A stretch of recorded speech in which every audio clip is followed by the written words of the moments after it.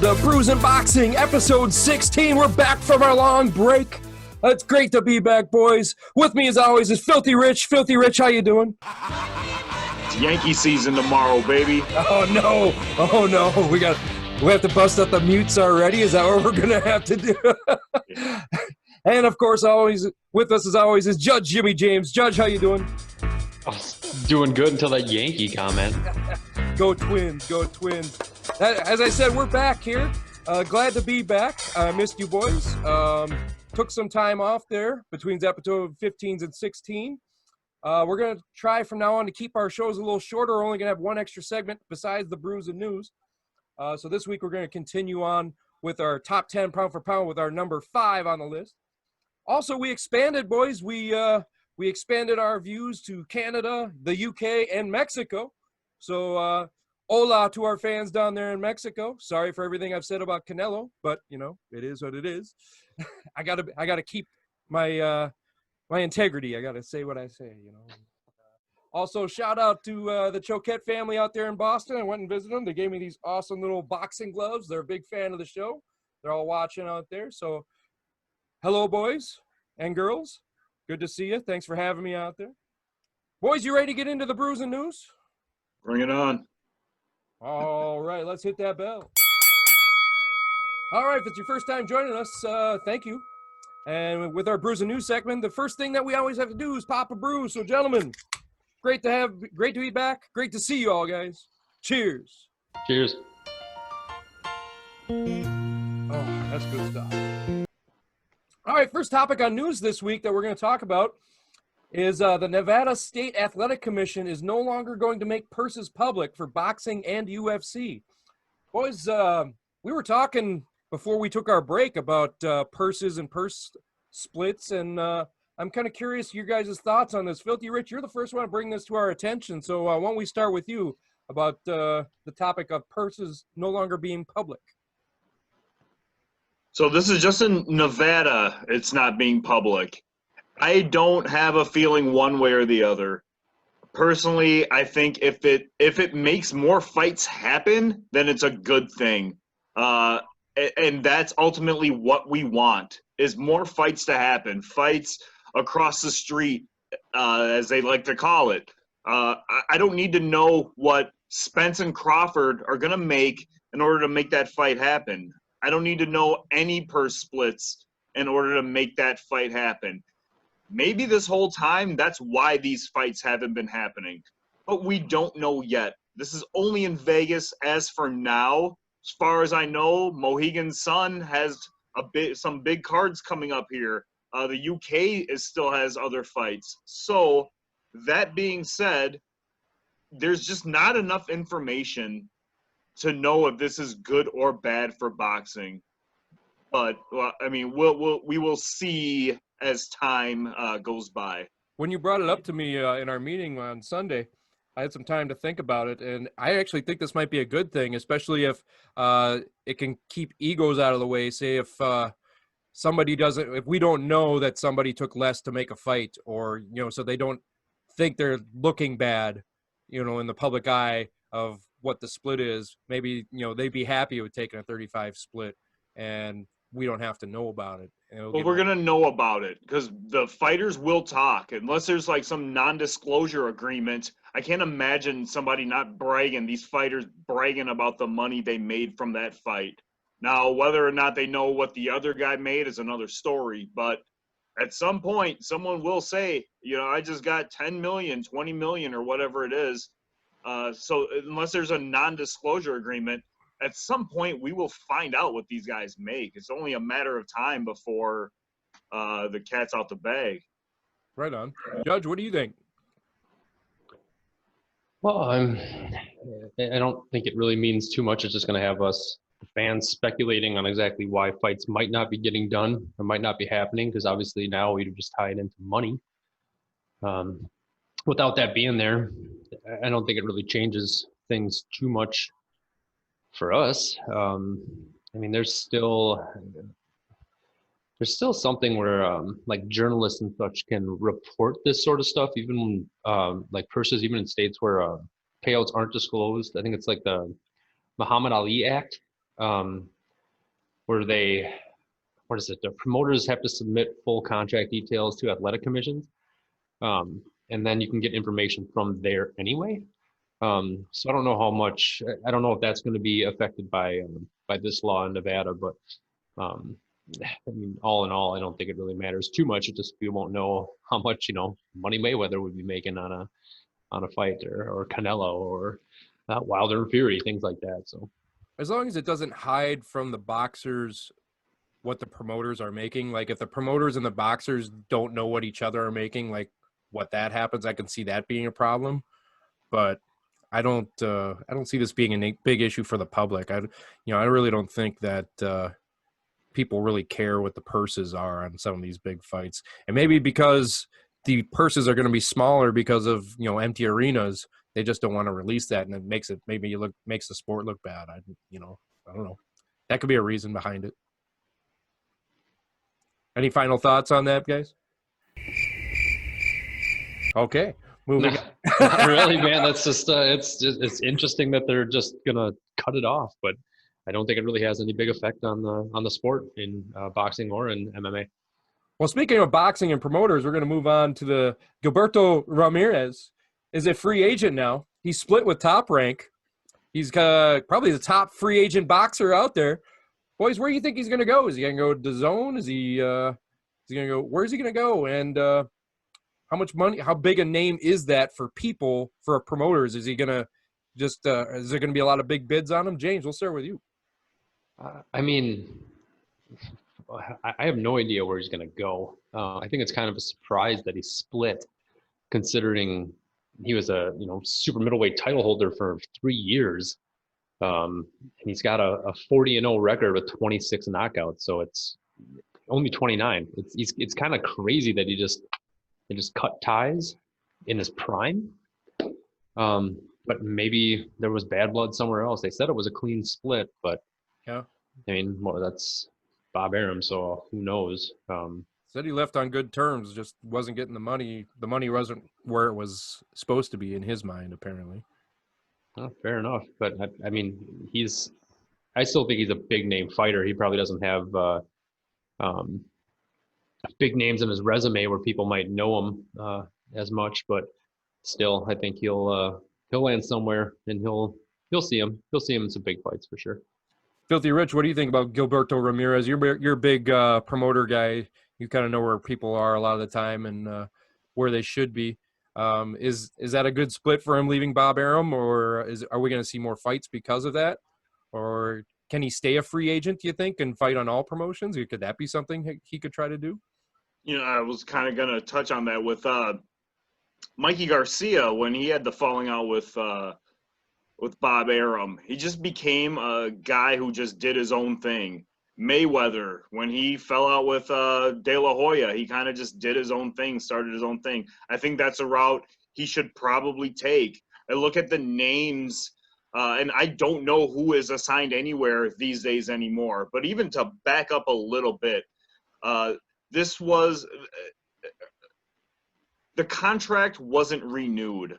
And in all of sports, when contracts aren't renewed, it doesn't mean that the person isn't welcome back. The contract may have just been outrageous, and we just can't afford that for what is going on these days. So there is a good chance he maybe just signs a 1 or 2 fight deal, but he could jump all over the map if he wants. My records, let's pretend I have records. My records show that like Badu Jack and Marcus Brown, both money team guys, are with Showtime. Go sign a 2 or 3 fight deal on Showtime for a little bit with Al Heyman, a PBC deal. I think John Pascal is still there. Go ahead and do that. You can always jump over to like DAZN or with Eddie Hearn or whoever's running the show over there. I think Joe Smith Jr. is over there. Jesse Hart may be there. He may be still a Top Rank guy, those two. I know Elater Alvarez, I think, is still with Top Rank. Better Biev is with Top Rank. Bivol, I think, is over with DAZN. You have a lot of options here. And with this not renewing the contract. I don't know what the terms are in this contract, but he may be cherry picking opponents left and right. Maybe he wants to fight overseas once and fight over here later on, but he may have his own plan in mind. It wouldn't surprise me if he's the first domino to fall with contract negotiations. He kind of feels to me like he'd be a Golden Boy guy. I don't know why that is. Maybe it's just Golden Boy seems to zone in on the middleweights and super middleweights that I don't know. I just have a feeling that De La Hoya is going to make a play for him at some point, you know. He'd be a fool not to. Yeah, he would be a fool not to. And hey, he's a big name in a big division in the middleweight and super middleweights, you know. And it looked like we froze Filthy Rich up there a second. Good timing on that one. But I don't know if Golden Boy wants to have another middleweight. You know, they have Canelo, obviously. So Yeah, you never know though, man. Ryan Garcia and Golden Boy they're at odds right now. So if they all of a sudden lose Garcia, yeah, hey, comes Ramirez. I mean, I'd say that's a 1-for-1.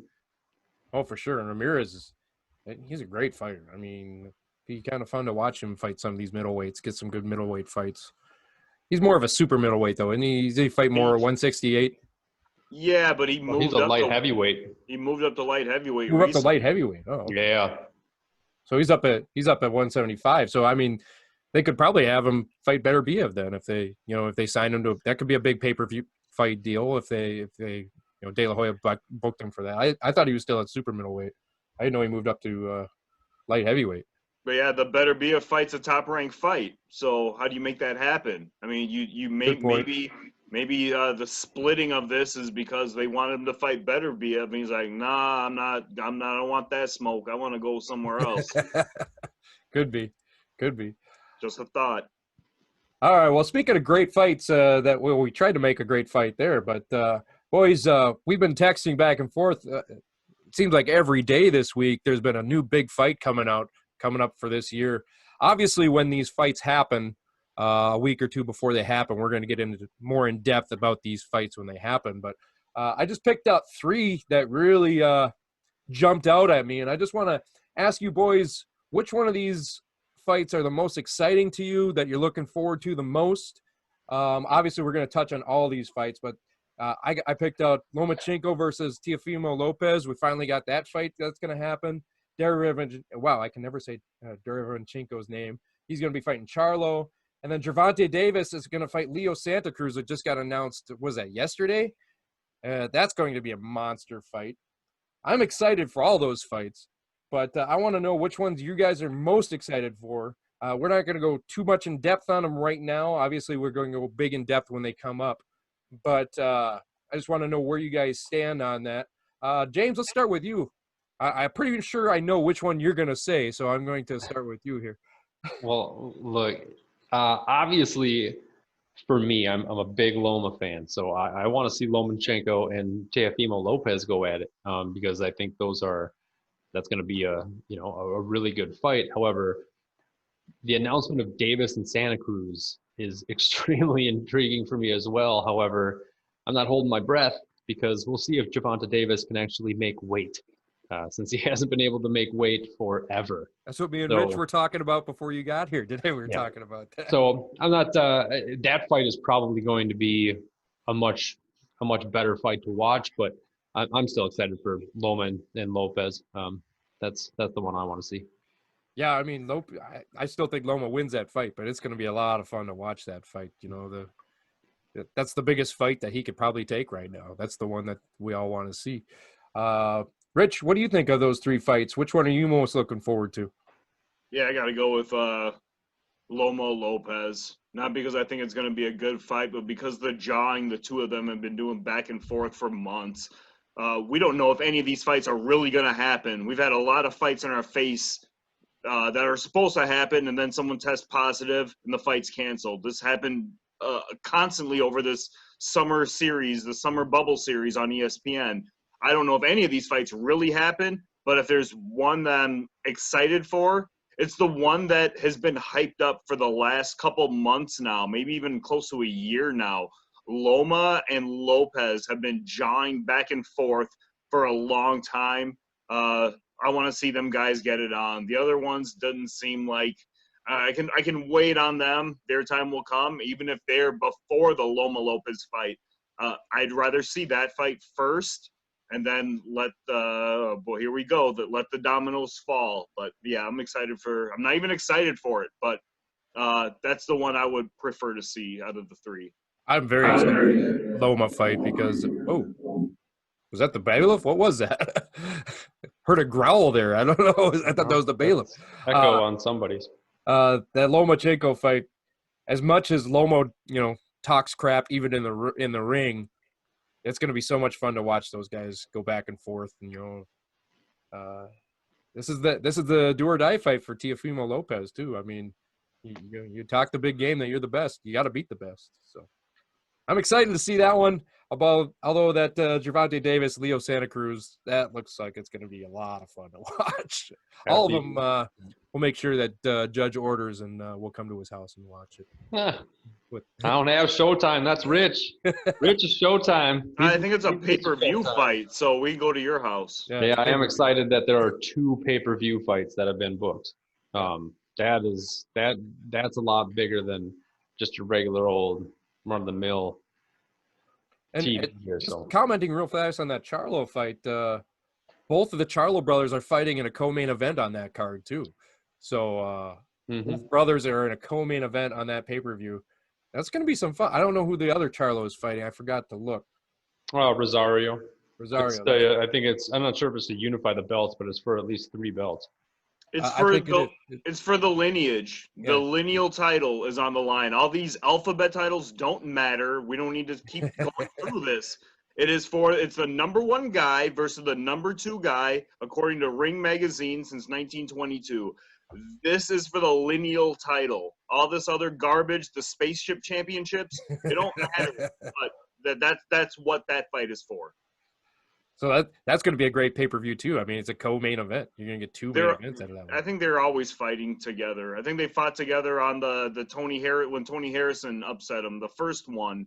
And Jamal Charlo had a cakewalk fight for the I guess you would call it the main event. The main event's the last fight. Right. This quadruple main event that's something to sell to the rubes, but. Well, Jared Rodchenko, he's not a walkover fight. It's not going to be an easy fight for Jamal. No, Derevyanchenko can beat Jamal. His only 2 losses were to Golovkin, which a lot of people thought was a draw or even him winning. Right. And the other one was to Jacobs, which I thought Jacobs handily beat him, but that's just where I sit. And quickly, just broke. I sent you guys today too that apparently. Around Cinco de Mayo is when the Triple G Canelo fight's going to happen again, but that's so far out that we can't even talk about that one as one of the fights. So I know if you're following that also came out today, but that's just so far out there. That's 10 months from now. So many things can happen in 10 months. They both have to win their next fight first off too, so. Well, they got to book a fight first, so. Yeah, well, I think they did book a fight. They just don't have dates on it yet, right? I think Canelo's fight. Cinco de Mayo is a date, in case you forgot. Yeah, I'm talking about their fights before that. They both have their opponent, but no date set, I think. All right, that's enough news for today. Let's move on to our Filthy Five. All right, if you tuned into our Week 15 show, you saw that we're doing our pound-for-pound top 10 list combined. Where we all do a little point system. We ranked our top 15 pound for pound all time, and then we assigned a point total, and then we added up the points to come up with our consensus top 10. And for the next 5 shows, we're going to just release one at a time. As you can see down there, I don't know, I never know where to point on this thing. I'm going to show you our 10 through 6 that we talked about already last week, which was Sugar Ray Leonard at 10, Joe Louis at 9, Manny Pacquiao at 8, Sam Langford at 7, and Roberto Duran at 6. So this week, we're going to release our number 5.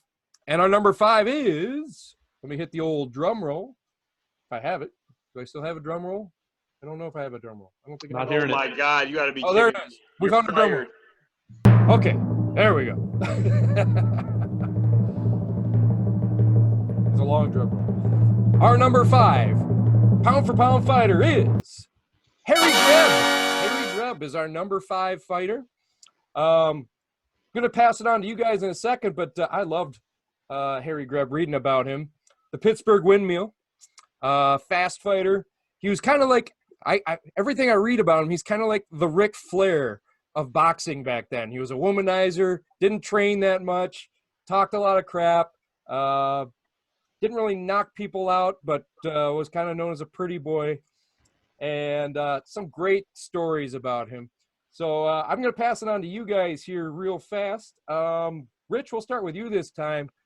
You had Harry Greb at, I forgot to tell you where we all had him. Richie, you had Harry Greb at 3.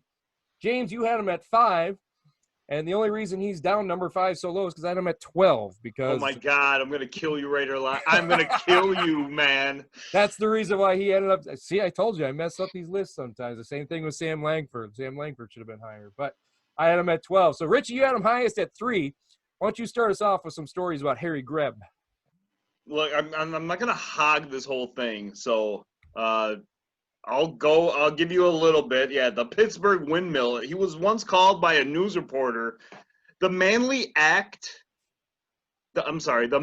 art of modified murder. There were 3 loves in Harry Greb's life: wine, women, and whipping ass. A lot of his fights were, he was 30 to 40 pounds underweight for his opponent. When he couldn't get a middleweight fight, he would just move up and fight the big guy. Think about your favorite fighter now. I'm just going to say Errol Spence. Not necessarily my favorite guy, but if he can't get Terrence Crawford, he moves up and fights someone like Canelo. Not just some regular old middleweight, not some dude moving up a weight class. Especially back in those days, you moved up from welterweight up to middleweight. There was no junior middleweight. There was no junior and all this middle stuff. No, you moved right up to middleweight. And the king middleweight is either Golovkin or Canelo, depending on where you're from. Hello to all our Mexican fans out there. Hola. It would be like Spence moving up to fight Canelo. And if you can't get a Canelo fight, then you move up to fight Better BF. This guy is ridiculous, and he did that time and time again. I'm not done. Jimmy James, save a piece for you. Go for it. I thought you just said you were not done. Well, he wants more I'm not time. He's done. just I don't want to take all the stories. I want you to get some stories before I take them all. Well, I probably don't have too many stories for you. Oh but, my! I mean, he had over 300 fights in his career. His career was only 13 years long. Young. And he died at 32. So if you average that out, if you guys can do math right now, that averages to 23 fights a year is what he did back in the day. They weren't short fights either. They were long, rounded fights. Too. No, not at all. I think one time he had 3 championship fights in 47 days or something like that. It's pretty ridiculous. And he would fight. These guys would fight the same people over and over and over, and it was insane. But like Rich touched on, like Rich touched on, he would, if he couldn't get a fight, he would just fight a bigger guy, and he constantly fought bigger guys. I mean, he's actually the only. There's 2 points I want to touch on. He's the only boxer to beat heavyweight champion Gene Tunney. If you didn't know that one, and Gene Tunney was no slouch by any means. No. But the biggest thing that I had with Harry Greb is that the final 5 years of his life, he pretty much fought blind in both eyes. And he fought the biggest fights of his career in those final 5 years, which is just insane. So we touched on Langford, how he had bad eyesight. Tunney's Harry Greb's was worse. Greb was completely blind in one eye, and he passed the fight or the pre-round physical or whatever by memorizing the vision chart. Yeah, Whatever he had to do, man. He was completely blind in one eye and mostly blind in the other eye. Towards But the end. that's quite the feat, though. I mean, you're fighting the toughest opponents that you fight in your last 5 years, and you're pretty much 80% blind, and you're still just taking names. That's just utterly amazing to me. But I don't know, man. Rich, you said you had some other stories about Harry Greb. Why don't you let's see if you had some other ones that we haven't heard yet. All right, so let's see. Also known as the dirtiest player in the game, too. You Like touch Rick. on the Gene Tunney fight. So Gene Tunney was a heavyweight. Well, we all know that. He if we ever get to our all-time heavyweights, I'm pretty sure he's on the top 10. Probably top 5. It was rumored, or it was said, because there's no footage of this, but it was boxing writers and newspapers that would put out information. It was said that Gene Tunney lost a pint of blood in this fight.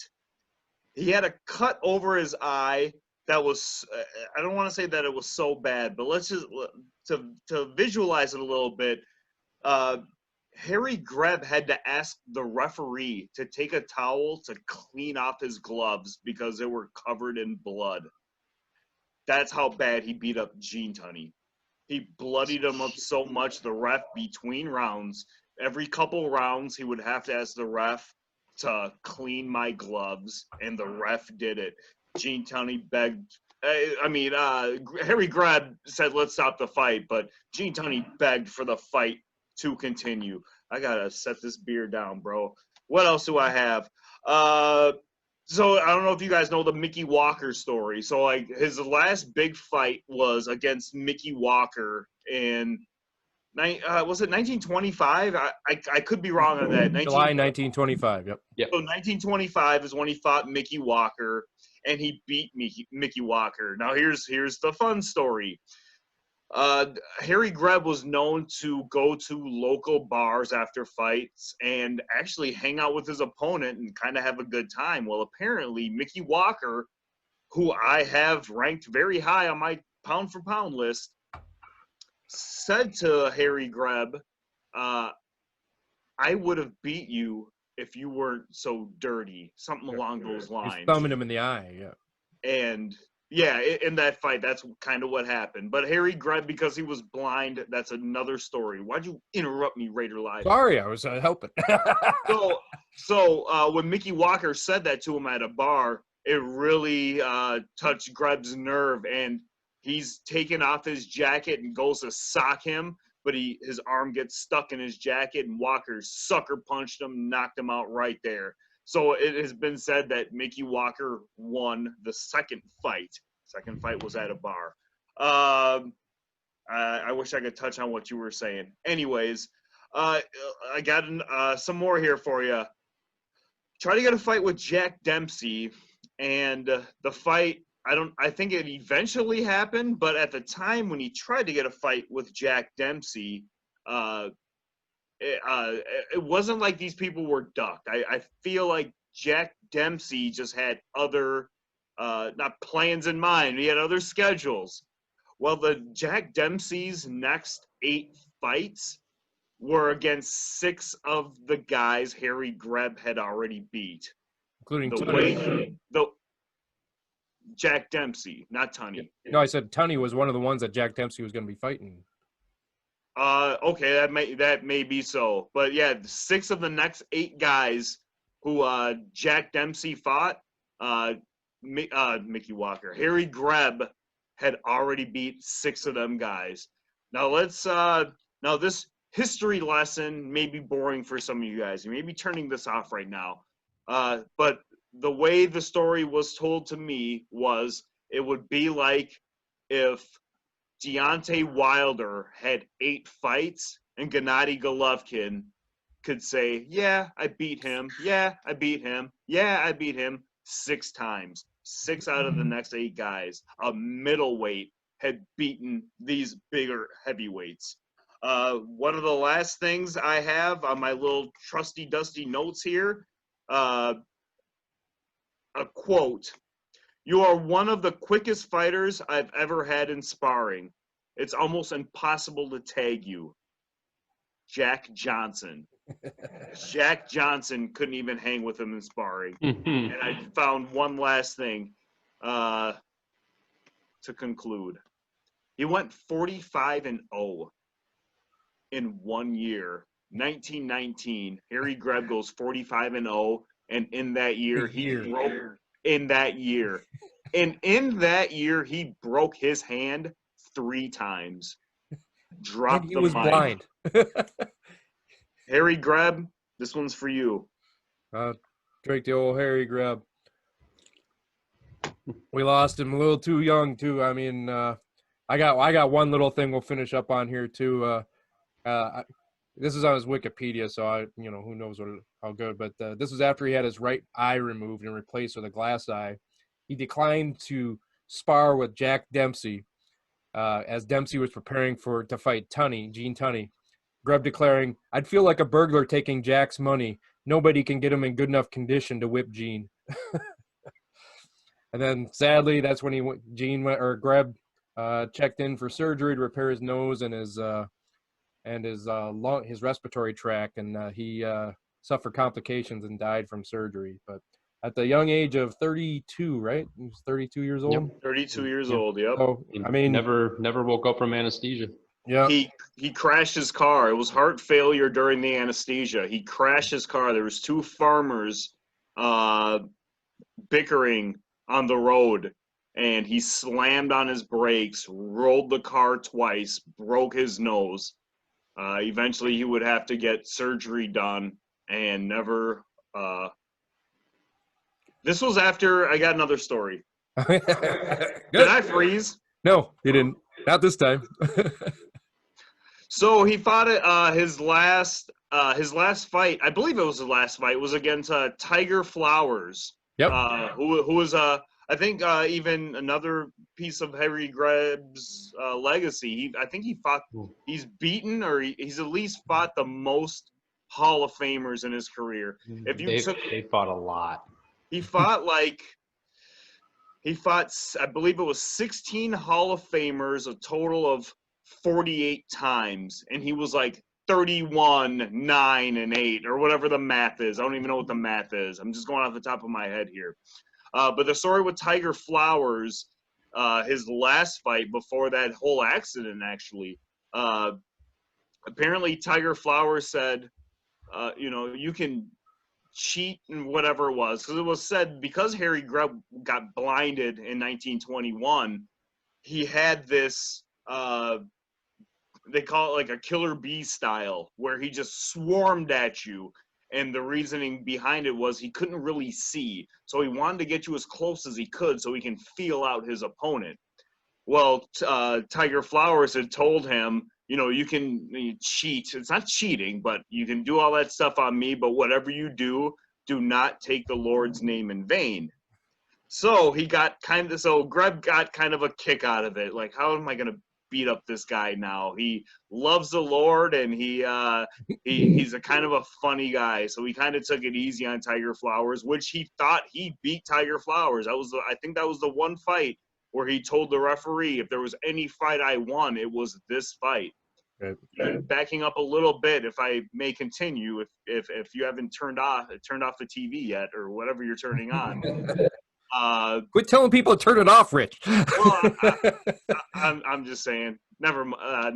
We'll wrap it up here. All right. One last thing on Harry Greb here. I just want to tell his record here. He had 261 wins, 17 losses, 19 draws, and another one thing too. Remember, he fought, as we said earlier, he fought light heavyweights and heavyweights, and he wasn't that big a guy. He was a welterweight for the most part. And with that, he was only TKO'd twice in his career.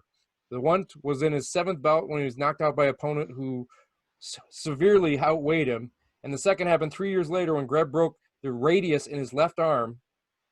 So he broke his arm, but he finished the round but was unable to continue the fight.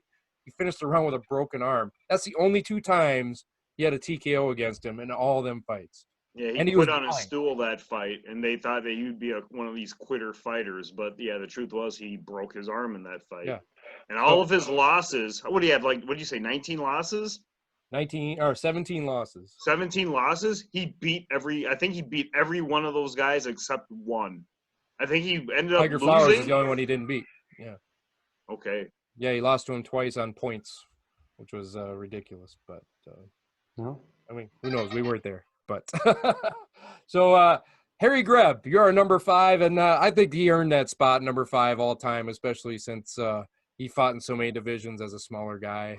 Kind of Sam Langford-esque. You know, he's blind and fought bigger than he was. So, all right. Well, tune in next week for our number 4. And I can't wait to talk about him as well. That's another fun one that we got coming up next week for our number 4 pound for pound.